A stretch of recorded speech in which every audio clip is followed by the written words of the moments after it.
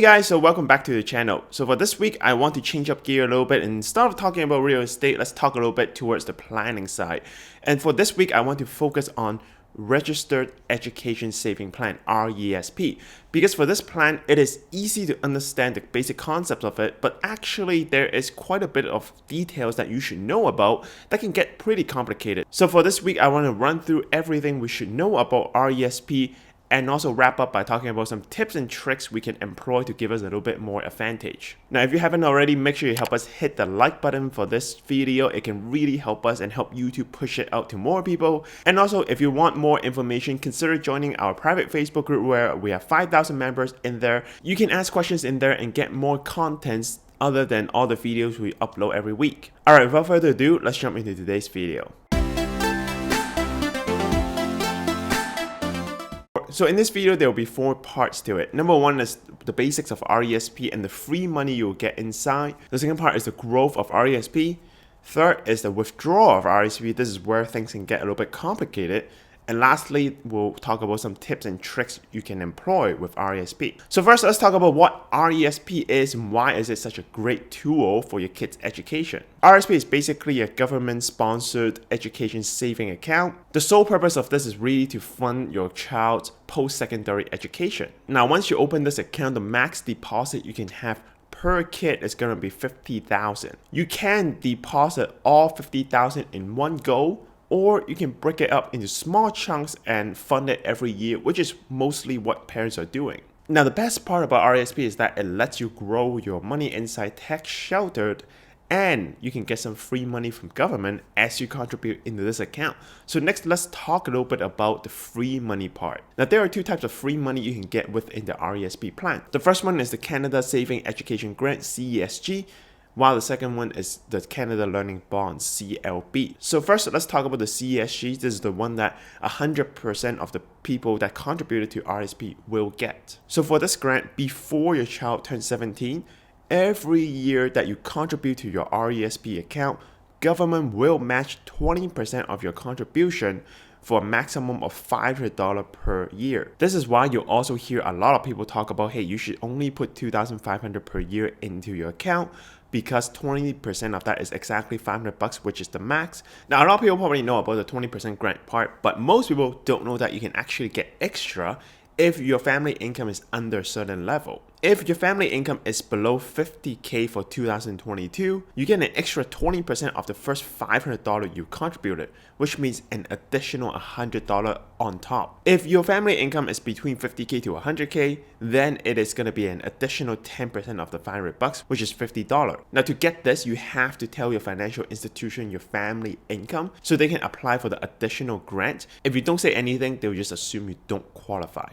So the max CESG per child you can get is $7,200, which means if you start right when they're born and you put in $2,500 per year, you will get the max grant by the time they turn age 15, which is equivalent to about $36,000 in your contribution. Now, what happens if you missed some years of contribution? You can actually catch up in the later years, 1 year at a time. So what that means is, let's say you have missed 5 years of contribution before, and when your kid turns age 6, you decide to open an RESP and put in $2,500. Instead of just doing $2,500, you can actually do double the amount and put $5,000, and you would be able to get this year's $500 grant, plus catch up one of the 5 years you just missed. And then when this next year again, if you want to, you can do the same thing and catch up the second year that you missed. You can keep doing that all the way until you have caught up all the missed years that you could contribute to the RESP. Which means instead of contributing $2,500 every year until age 15 to get the max grant, technically if you want to, or if you have to, you can wait until they turn age 7 and then do double the amount every year and still end up with the same max grant by the time your kids turn 15. Now, next, let's talk about CLB. Your child will automatically enroll in this when you have an RESP account. Your family have to be a certain income or lower to get this. When you first open the RESP, if you qualify that year, government puts an extra $500 in your RESP account. And then if you're still eligible in the later years, it's $100 per year after. The max you can get is $2,000. Now for the income qualification, you can see it on the screen here. And if you think you may be qualifying, but you're not sure whether you're getting the bonds or not, you can contact your financial institution, the one that have your RESP. So next, who can open an RESP and what types of accounts are there? Now, generally, there are 3 types of plan you can have within an RESP.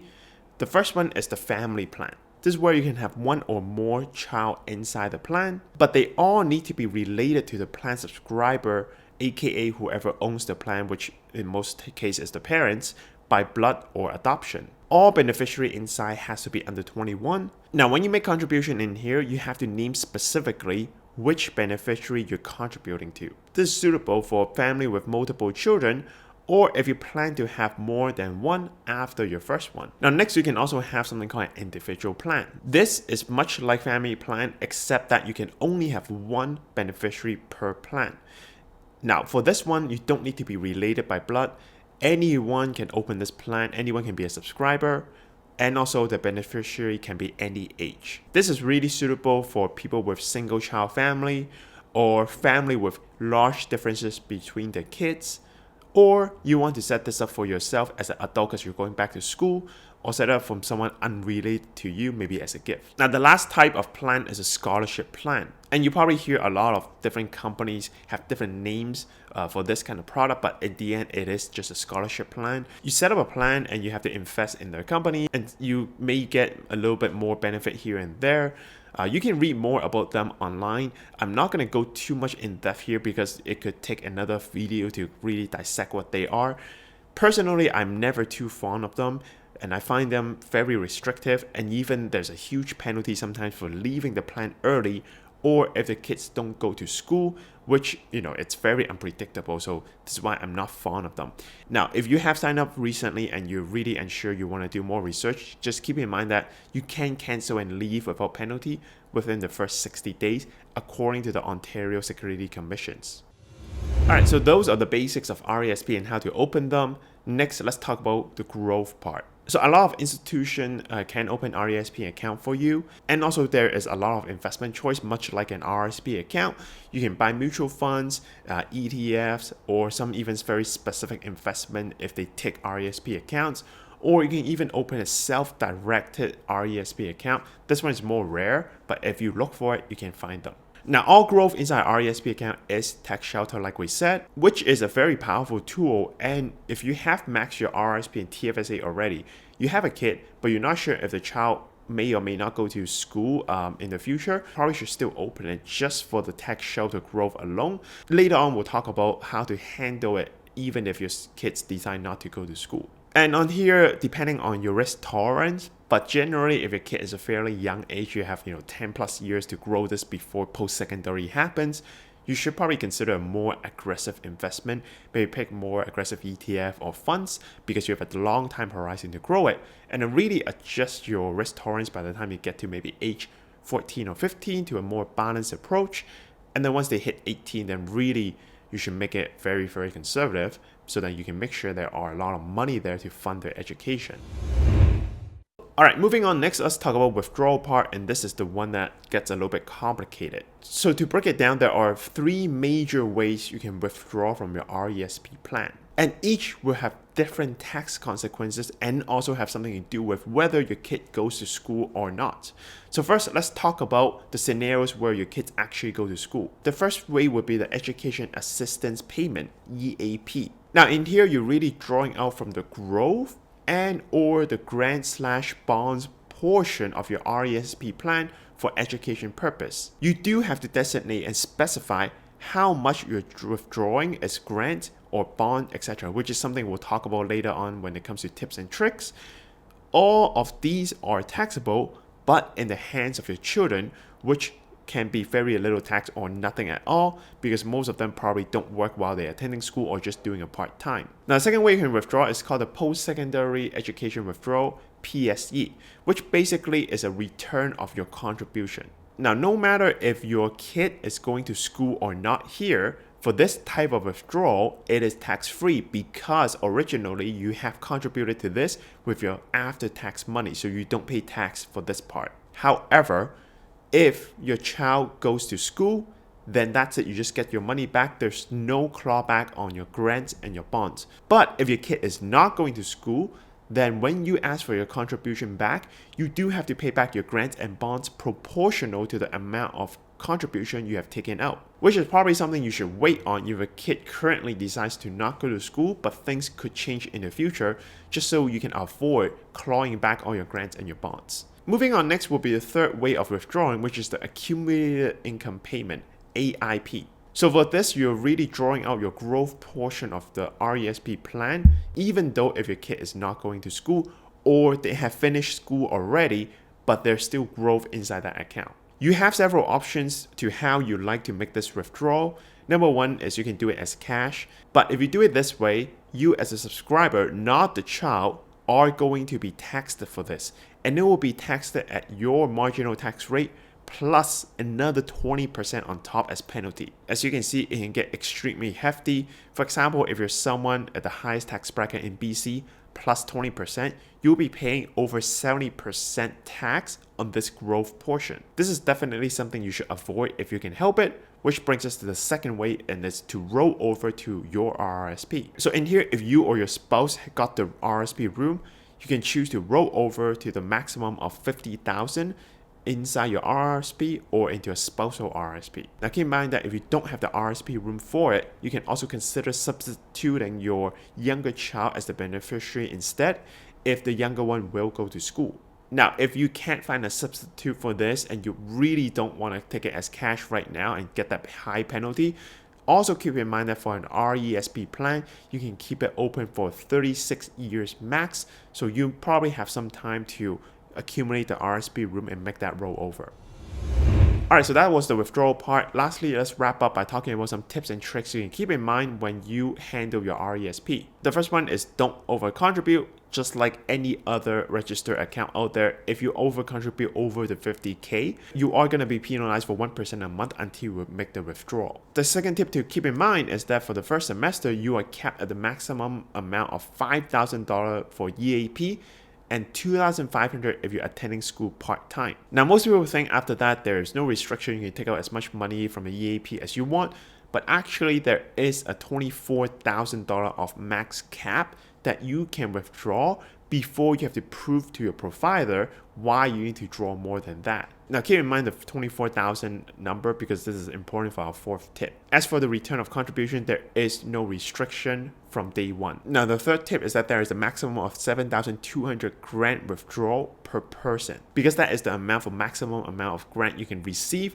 you actually can't draw more than that under the EAP. Which means if you have multiple beneficiaries in the plan, you do have to track how much grant you have designated so far for each person so that you don't go over that amount. If you do take more than 7,200, you have to pay the extra back to the government. Now the fourth tip is to spread your draw portion for your RESP, and this is the very important tip to keep in mind. It may be very tempting for you to just do return of contribution for the initial years when your kid goes to school because it is tax-free. However, for the best result, you should consider spread it out and do EAP for the grant and also the growth portion as well. So for example, a person's basic tax exemption at the federal level this year is $14,000, which means you can make grant and gains withdrawal payment up to that amount and there will be no tax. Now, if they work part-time but they make less than 14K, then the difference between that will be the amount you can withdraw tax-free. You can actually take even more out free since this person is going to have tuition credit since their first semester, which can be used to reduce even more tax. Now remember we said before that you can withdraw a maximum of 24,000 EAP. So let's say after basic exam and tuition credit, you get roughly the first 20K for free. You can actually consider just drawing another 4,000 on top on purpose and then just pay very minimal tax on this. This can be very advantageous for you for the long run. Number one is to get all the grant and bonds out right away. Second of all, this allows you to get a lot of the growth out of the account to prevent from you having any growth left over when your kids are all done school. Now you have to take the marginal tax rate plus the 20% tax as a penalty and pay a lot of tax on that. Now finally, my last tip would be to consider doing either a big or small lump sum payment up front for your RESP versus just an annual $2,500 per year contribution. So if you're someone with TFSA that have maxed out already and you still have additional lump sum to invest, you should consider funding extra into your RESP right away in order to enjoy that tax shelter growth. Now, there are really two ways you can do this. Number one is you can do the lump sum 50K right off the bat and just get the first year grant. It will give you a higher return versus than just annual contribution into your account, obviously, because you start with a bigger amount. But there is actually another idea of not funding it to the full 50K, but instead funding to about 16,000 right away. First, get the $500, and then for the subsequent years, you are funding $2,500 per year until you get the maximum grant. If you do it this way, by the time you hit year 15 where you get the max grant, you should also have about 50,000 contributed to your account already. Now, this is more like a hybrid of lump sum and annual contribution. You're doing a little bit of both. But the good thing about this is, while it may not give you as much end value in your RESP versus a full 50K upfront deposit, if you combine the non-registered investment part, as you can see on the screen, it could net you bigger overall total investment value. So if you're in this boat with TFSA fully funded and still have more lump sum to go, I would say you should at least consider the hybrid way of doing things. That could net you a lot more return in the long run. Alright, so that's everything I want to share about RESP. If you like everything I've been sharing today, hit the like button once. If you don't like what I'm saying, hit the dislike button twice. Next one I want to hear from you is any tips and tricks from your side regarding RESP and how you are handling your RESP account. Let me know in the comment down below. If you like these kind of videos, I do upload them 8:30 EST every Tuesday, so make sure you subscribe to the channel and also hit the bell button to get all the notifications in the future. Alright, this is Jacky. I hope you found this interesting. I'll see you next week. Bye!